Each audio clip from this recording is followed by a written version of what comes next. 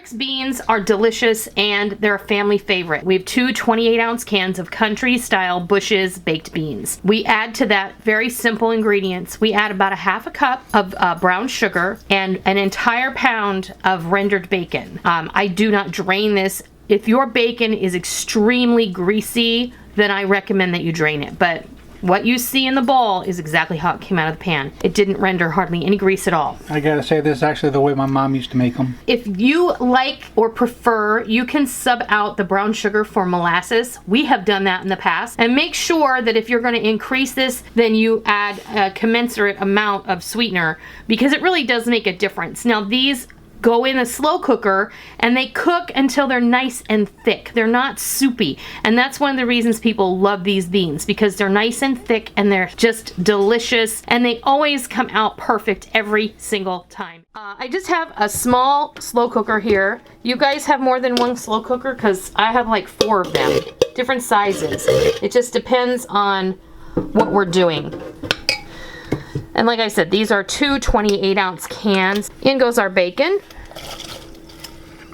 Is that a whole pound? This is a whole pound of Nice's bacon. And this I just cooked in a skillet. I cut it up first into little pieces, and I threw it in a hot skillet. And I just cooked it really slow until it was crispy.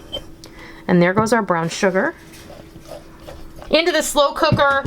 I'm gonna set it on low. We're gonna let this go for a few hours, and then we'll be back and we'll show you what they look like.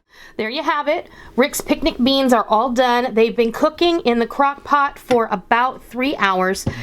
They're beautiful, they're thick, they're steamy, and they're ready to enjoy. So flavorful, nice and smoky, great bacon flavor, great sweetness, and they're just really perfect baked beans. So that's how you make them.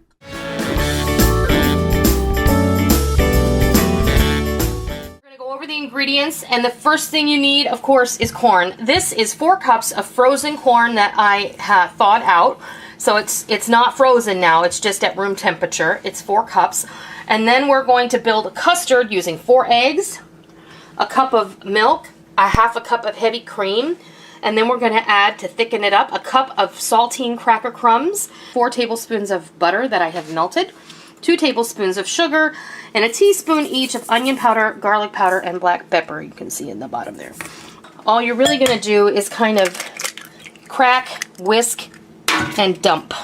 Get my whisk. Okay, we're going to go ahead and put in our cream and our milk. And we're going to put in our butter.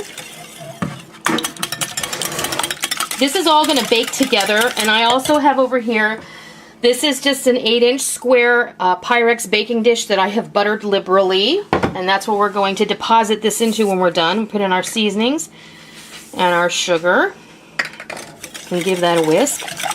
You want to make sure you incorporate all that really well, so you don't have great clumps of pepper or salt or onion powder or sugar. You want that all well evenly distributed. We're going to toss in our cracker crumbs and then in with the corn. I can already feel it thickening up a little from those cracker crumbs. Pour this right on in there and get your spatula out and get all that goodness. Now what we're going to do is we're going to take another handful or so. Let's see. I'm going to start with a cup. I think that's probably about what I have in here. About 3/4 of a cup. I'm just going to go ahead and sprinkle this on the top with my fingers because it's easy that way. You don't have to add any butter to these cracker crumbs because you've already put some butter in the batter here, and that's going to kind of come up to the top, and it's going to allow these cracker crumbs to become beautiful and brown and toasty. I have my oven preheated to 325 degrees. Okay, this is going to bake for about 45 minutes to an hour. We're going to check it, and then when it feels all set, you can take it out and allow it to cool a little while before you serve it. So we'll be back when it's time for it to come out. Okay, our scalloped corn is ready to come out of the oven. And then what you want to do is you're going to want to let this sit for about 10 minutes just to kind of settle down.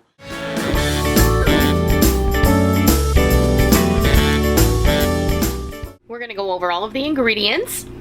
And we're going to show you how to make this delicious cauliflower au gratin. This is a perfect selection for your Thanksgiving table or your holiday meal. So what we're going to start with is 1 head of cauliflower. Now, I already steamed this off. I cut it up. I scrubbed it really good. And then what we're going to do is make a roux. And what you're going to need for that is 2 tablespoons of all-purpose flour and 2 tablespoons of butter. And then you're going to need 2 cups of milk, 2 cups of cheese. I have 4 cups of sharp cheddar here. We're going to be using 2 cups in the sauce and 2 cups on the top. And then what we're going to do is we're going to top this with a crispity, crunchity topping. And that's going to be made up of 2 cups of cornflakes, a half a cup of Parmesan cheese finely grated, and I have about a half a stick of butter. We may or may not use all of that. But I forgot, our bechamel is going to be seasoned with a half a teaspoon of salt, cracked black pepper, a 1/4 teaspoon of freshly grated nutmeg, and a teaspoon each of onion powder and garlic powder. When we have it all finished, we're going to give it a good sprinkling of paprika. And that's it. This is really easy to make. So I'm going to meet you over at the stove and we're going to build our cheese sauce. All right, we've melted our butter over at the stove here, and then we're going to add our flour. So a roux is equal parts of butter and flour. And we're going to go ahead and get this mixed in here really well because you want that flour to cook for at least 30 seconds so that it gets rid of that raw taste and your dish isn't going to taste like paste. So what we're making here is a bechamel sauce basically. And when we add the cheese, it's going to be a cheese sauce. But you always want to start with a basic white sauce. And when you smell the flour and butter mixture that it starts to become nutty, like now, that's when you can start adding the milk a little bit at a time. You don't want to add it all at once, and you just want to get it in there and mix it. Add a little more milk. Continue to mix it. It goes fairly quickly and it will start to thicken, but you don't want to leave it and you don't want to stop stirring because you don't want to risk scorching the bottom. All right, we have our white sauce come to a boil. I'm going to turn the heat off, and then I'm going to add all of our seasonings in here and just give it a good stir. I'm going to add half of my cheese, and I'm going to save the other half for the top of the casserole. Now this is nice and thick, the cheese is all melted, and now we're going to go back to the counter and we're going to finish building up our au gratin cauliflower casserole. We have to make the topping. So here I have 2 cups of cornflakes, and I'm just going to put all of it in there because, you know, it's butter, right? Toss this together. I'm going to go ahead and add a little bit of salt to this. And I'm going to give it a dash of paprika just because I can. There we go. Now, I'm going to go ahead and put in our Parmesan cheese. All right, so there's our topping. So I'm just going to go ahead and pour this cheese sauce over the cauliflower, right? Doesn't that look delicious? Now we're going to go ahead and sprinkle the rest of our cheese on top. Then just go ahead and take these seasoned cornflakes. Now I'm just going to hit this with a generous portion of paprika. Now I have my oven preheated to 375 degrees.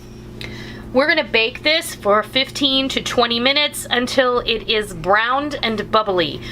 Remember, the cauliflower is already cooked, so really all we're doing is heating it through and getting a nice brown topping. So we'll be back when it's all done. Our au gratin cauliflower casserole was in the oven for about 20 minutes, and it got brown and bubbly, and I removed it from the oven and allowed it to sit for about 10 minutes. This is fantastic. The cheese baked all the way through. This thing smells amazing. It's creamy, it's cheesy, and it's not too much of either one of those things. The cheese isn't overpowering. It's just a perfect combination. So I hope you'll consider using this on your Thanksgiving or holiday table this year.